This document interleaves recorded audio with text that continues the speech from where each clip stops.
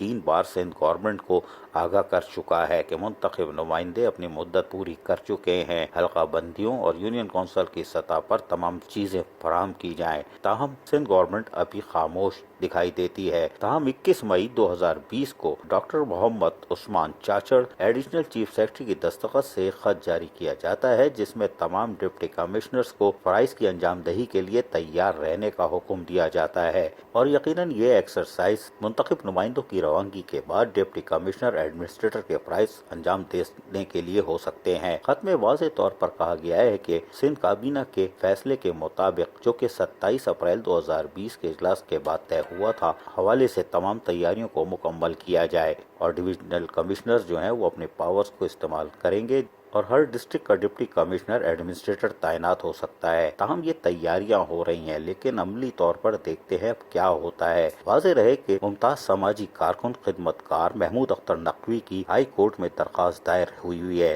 جس کی سماعت تاحال نہیں ہو پا رہی، جس میں انہوں نے واضح طور پر منتخب نمائندوں کو مدت پوری ہونے کے بعد روانگی کے ساتھ ساتھ ان کے تمام